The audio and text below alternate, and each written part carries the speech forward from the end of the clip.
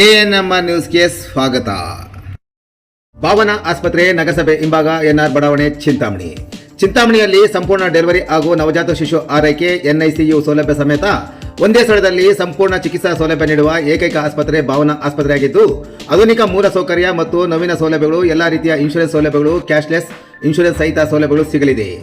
Doctor Bhavana S ಅವರು OBG ಮತ್ತು gynaecology ತಜ್ಞರಾಗಿದ್ದು, ಅವರು ಸಾಮಾನ್ಯ ಮತ್ತು ಸಿಸೇರಿಯನ್ ಡೆಲಿವರಿ ಸೇವೆ, ಬಂಜೆತನ ಚಿಕಿತ್ಸೆ, ಲ್ಯಾಪ್ರೋಸ್ಕೋಪಿಕ್ ಶಸ್ತ್ರಚಿಕಿತ್ಸೆಗಳು, ಗರ್ಭಾಶಯ ಶಸ್ತ್ರಚಿಕಿತ್ಸೆ, ಲ್ಯಾಪ್ರೋಸ್ಕೋಪಿ, ಸ್ಟೆರಿಲೈಸೇಷನ್ ಚಿಕಿತ್ಸೆ ನೀಡಲಿದ್ದಾರೆ. ಇನ್ನು ಡಾಕ್ಟರ್ ಅಭಿನಯ್ ಆರ್ ಅವರು ಮಕ್ಕಳ ತಜ್ಞರಾಗಿದ್ದು, ಅವರು ಮಕ್ಕಳ ಆರೋಗ್ಯ ಸೇವೆಗಳು, ಲಸಿಕೆಗಳು, ಮಕ್ಕಳ ಐಪಿಡಿ, ಎನ್ಐಸಿಯು ಮತ್ತು ಐಸಿಯು ಸೇವೆ ನೀಡಲಿದ್ದಾರೆ. ಇನ್ನು ಇತರೆ ವೈದ್ಯರಿಂದ ಸದರಿ ಆಸ್ಪತ್ರೆಯಲ್ಲಿ paediatric neurology, paediatric surgery, general medicine ಮತ್ತು general surgery, ENT, nephrology, urology, onco surgery ಚಿಕಿತ್ಸೆ ಸಿಗಲಿದೆ. ಇನ್ನು ಹೆಚ್ಚಿನ ವಿವರಗಳಿಗೆ ಸಂಪರ್ಕಿಸಿ ಭಾವನಾ ಆಸ್ಪತ್ರೆ, ನಗರಸಭೆ ಹಿಂಭಾಗ, ಎನ್ಆರ್ ಬಡಾವಣೆ, ಚಿಂತಾಮಣಿ. ಮೊಬೈಲ್ ಸಂಖ್ಯೆ 7899001345.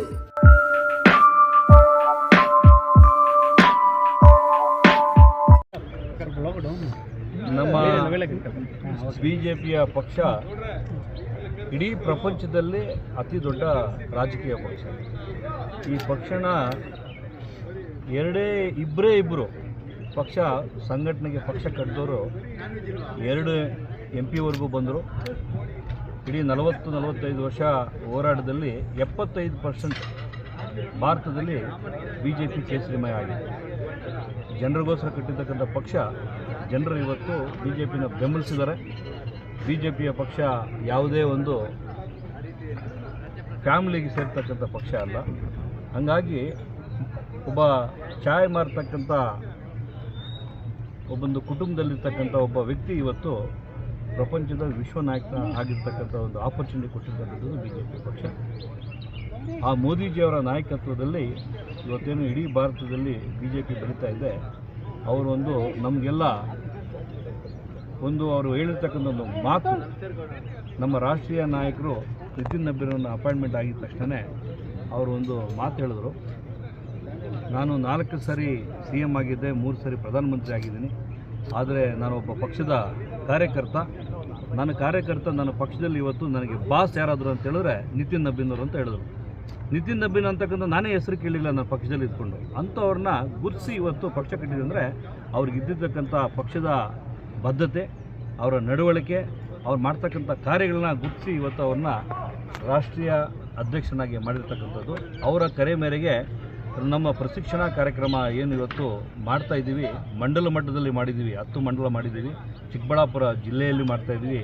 ಆ ಒಂದು ಕಾರ್ಯಕ್ರಮ ನಿನ್ನೆ ಬೆಳಗ್ಗೆ 10 ಗಂಟೆಗೆ ಶುರುವಾಗಿದ್ದು ಇವತ್ತು ಸಾಯಂಕಾಲ 5 ಗಂಟೆವರೆಗೂ ಸತತವಾಗಿ ಜಿಲ್ಲೆಯಲ್ಲಿರ್ತಕ್ಕಂಥ ಎಲ್ಲ ಮುಖಂಡರು, ಅಂದರೆ ಪದಾಧಿಕಾರಿಗಳು, ಮುಖಂಡರು, ಹೋಬಳಿ ಮಟ್ಟದಲ್ಲಿರ್ತಕ್ಕಂಥ ಮುಖಂಡರು, MLA MP ಕ್ಯಾಂಡಿಡೇಟ್ಸು, ಆಮೇಲಿಂದ MLA ಕ್ಯಾಂಡಿಡೇಟ್ಸು ಎಲ್ಲರೂ ಸೇರಿ ಇದೊಂದು ಪ್ರಶಿಕ್ಷಣ ಕಾರ್ಯಕ್ರಮ ತುಂಬ ಅದ್ಭುತವಾಗಿ ಬಂದು 12 ಸಬ್ಜೆಕ್ಟ್ನ 12 ಬಂದು ನಮ್ಮ ಲೀಡರ್ಗಳು ಬಂದು ಪಕ್ಷದ ಬಗ್ಗೆ ಹೇಳಿರ್ತಕ್ಕಂಥದ್ದು, ಸರ್ಕಾರದ ಬಗ್ಗೆ ಹೇಳಿರ್ತಕ್ಕಂಥದ್ದು, ದೇಶ ಉಳಿವಿಗಾಗಿ ಹೇಳ್ತಕ್ಕಂಥ ಸಬ್ಜೆಕ್ಟ್ನ ಎಲ್ರಿಗೂ ತುಂಬ ಚೆನ್ನಾಗಿ ಅದ್ಭುತವಾಗಿ ಮೂಡಿದೆ.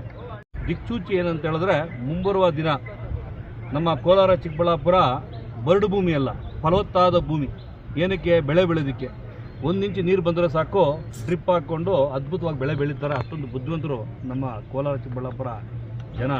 ಆದರೆ BJPಯ ನೆಲೆ ಇಲ್ಲದಿರ್ತಕ್ಕಂಥ ಬರಡು ಭೂಮಿ, ಅದನ್ನು ಮುಂದಿನ ದಿನಗಳಲ್ಲಿ ಗಟ್ಟಿಯಾಗಿ ಕಟ್ತಕ್ಕಂಥ ಏನೆಲ್ಲ ಮಾಡಿದ್ರೆ ಕಟ್ಬೋದು ಅಂತಕ್ಕಂಥ ಏನು ವಿಷಯ ಇದೆಯಲ್ಲ, ಇವತ್ತು ತುಂಬ ಸ್ವಾರಸ್ಯವಾಗಿ ಎಲ್ಲರೂ ಹೇಳಿದ್ದಾರೆ, ಎಲ್ಲರಿಗೂ ಮನದಟ್ಟಾಗಿದೆ. ಮುಂಬರುವ ಎಲೆಕ್ಷನಲ್ಲಿ 2028ಕ್ಕೆ BJP ಕನಿಷ್ಠ ಅಂದ್ರೂ NDAಯಲ್ಲಿ 4 ಸೀಟ್ನನ್ನು ಗೆಲ್ತಕ್ಕಂಥ ಈ ನಮ್ಮ ಜಿಲ್ಲೆಯಲ್ಲಿ ಕಾರ್ಯಕ್ರಮ. ಸರ್, ಇಷ್ಟು ದಿನ CM ಕುರ್ಚಿಗಟ್ಟಿಲ್ಲ, ಹೊಸದೇನಿಲ್ಲ. ಸಿದ್ದರಾಮಯ್ಯನವರು, DK ಶಿವಕುಮಾರ್ ಅವರು 136 ಸೀಟ್ ಬಂದಿದ್ದ ತಕ್ಷಣ ಡೆಲ್ಲಿಯಲ್ಲಿ 1 ವಾರ ಕಿತ್ತಾಡೋದು. ಆಮೇಲೆ ಟಾಸ್ ಹಾಕ್ಕೊಂಡು ಯಾರು ಮೊದಲು ಅಂತ ಆಯಿತು. ಸಿದ್ದರಾಮಯ್ಯನವರು ಭಾಗಕ್ಕೆ ಹೋಯ್ತು. 2 ವರ್ಷ ಅಂತ ಇತ್ತು. ಅವರು ತಳ್ಕೊಂಡೋಗಿ ಏನಾದ್ರು ಮತ್ತೆ ಇನ್ನೊಂದು 2 ವರ್ಷ ತೆಳ್ಬೋದು ಅಂತ ನೋಡಿದ್ರು. ಪಾಪ ಅವ್ರಿಗೆ ಹೊಸ ಟೈರು ಮತ್ತು ಟ್ಯೂಬ್ ಕೂಡ ಹಾಕಿದ್ರು. ಆದರೆ ಪಂಚರ್ ಆಗಿ ಬರಸ್ಟ್ ಆಗಿಲ್ಲ. ಏರ್ ಕಮ್ಮಿ ಆದಮೇಲೆ ನಂದು ಮತ್ತೆ ಡೌನ್ ಆಗ್ತೀವಿ ಅಂತೇಳಿ ಬಿಟ್ಕೊಟ್ಟಿದ್ದಾರೆ, ಗೌರವಯುತವಾಗಿ ಬಿಟ್ಕೊಟ್ಟಿದ್ದಾರೆ. ಇವತ್ತು ನೆನ್ನೆ ಸದಾನಂದ ಗೌಡರು ಬಂದಿದ್ದು ನಮ್ಮ ನಾಯಕರು, ಅವ್ರು ಹೇಳ್ತಾ ಇರ್ತಕ್ಕಂಥ ಒಂದು ಉದಾಹರಣೆ ಹೇಳಿದ್ರು.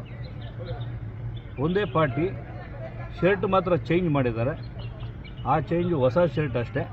ಹಾಗಾಗಿ ಮುಂದಿನ ದಿವಸದಲ್ಲಿ ಅದು ಕೂಡ ಕೊಳಕಾಗುತ್ತೆ ಅಂತಕ್ಕಂಥ ಮಾತು ಹೇಳಿದ್ದಾರೆ. ಕಾದು ನೋಡಬೇಕು. ಮುಂಬರುವ ದಿನಗಳಲ್ಲಿ ಯಾರನ್ನೂ ನಾವು ಕಮ್ಮಿಯಾಗಿ ಅಂಡರ್ ಎಸ್ಟಿಮೇಟ್ ಮಾಡೋಂಗಿಲ್ಲ.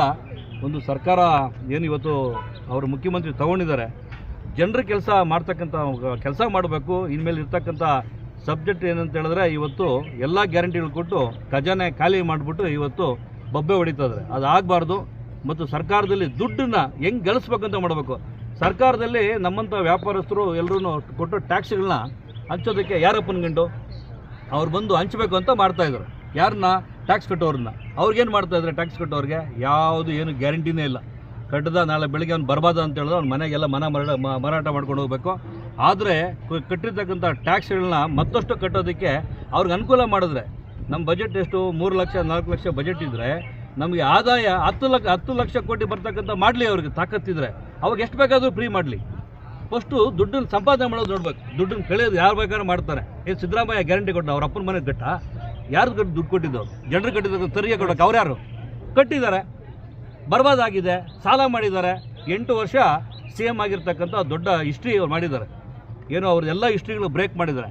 ಆದರೆ 3 ವರ್ಷದಲ್ಲಿ ಏನು ಹಾಕಿದೆ, ಏನು ಮಾಡಿದ್ದಾರೆ ಅವರು?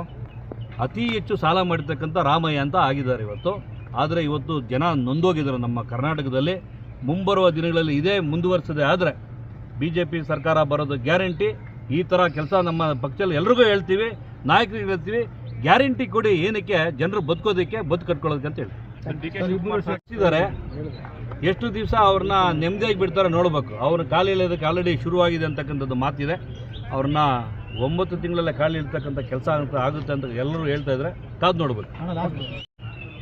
ಇವತ್ತು ಚಿಕ್ಕಬಳ್ಳಾಪುರ ಜಿಲ್ಲೆಯಲ್ಲಿ ಚಿಕ್ಕಬಳ್ಳಾಪುರ ಉಸ್ತುವಾರಿ ಮಂತ್ರಿಗಳು ಜಿಲ್ಲಾ ಮಂತ್ರಿಗಳಾಗಿರಲಿಲ್ಲ.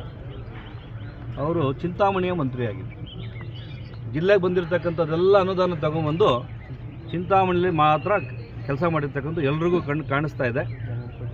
ಇವತ್ತು ಮುಂದಿನ ದಿನಗಳಲ್ಲಿ ಏನಾದ್ರೂ ಮತ್ತೆ ಮಂತ್ರಿ ಯಾರಾದ್ರು ಕೊಟ್ಟರೆ, ಇಲ್ಲ ಅವ್ರಿಗೆ ಕೊಡ್ತಾರೋ ಬೇರೆ ಕೊಡ್ತಾರೋ ಗೊತ್ತಿಲ್ಲ, ಕಿತ್ತಾಟದಲ್ಲಿ ಯಾರಿಗೆ ಕೊಡಲಿ, ಜಿಲ್ಲೆಯಲ್ಲಿರ್ತಕ್ಕಂಥ ಸಮಸ್ಯೆಗಳೇನಿದೆಯಲ್ಲ, ನಮ್ಮ ನೀರಾವರಿ ಹೋರಾಟ ಇದೆ. ಈ ಕೊಚ್ಚೆ ನೀರು ತೊಗೊಂಡು ಬಿಡ್ತಾ ಇದ್ದಾರೆ, ಆ ನೀರನ್ನ ಟ್ರೀಟ್ಮೆಂಟ್ ಮಾಡೋಂಥರ ಅದನ್ನೂ ಮಾಡ್ತಾ ಇಲ್ಲ. ನಮ್ಮ ಇರ್ತಕ್ಕಂಥ ನಮ್ಮದು ಏನು ಹೆಚ್ಚಿನ ಒಳ್ಳೆ ನೀರನ್ನ ತೊಗೊಂಬಂದು ಕೊಡ್ತೀವಿ ಅಂತ ಅದು ಯಾವುದು ಚಕಾರ ಇತ್ತಿಲ್ಲ. ಮುಂಬರುವ ದಿನಗಳಲ್ಲಿ ಈ ನೀರಿನ ಹೋರಾಟದಲ್ಲಿ ಇದ್ದೋಗ್ಬಿಟ್ರೆ ಜನ ಬದುಕೋದು ಯಾವ ಥರ ಅಂತದ್ದು ಗೊತ್ತಿಲ್ಲ. ಇನ್ನು 2 ವರ್ಷ ಇದೆ. ಇನ್ನೇನು ಕಣ್ಣು ಬಿಟ್ಟರೆ ಸರ್ಕಾರ ಹೋಗುತ್ತೆ. ಹಂಗಾಗಿ ಇನ್ನು ಅವ್ರಿಗೆ ಮತ್ತೆ ಭರವಸೆ ಇಲ್ಲ. 2 ವರ್ಷದಲ್ಲಿ ಕೆಲಸ ಮಾಡ್ತಕ್ಕಂಥದ್ದು ಯಾವುದೇ ಒಂದು ಆಶಾದಾಯಕಕ್ಕಿಲ್ಲ.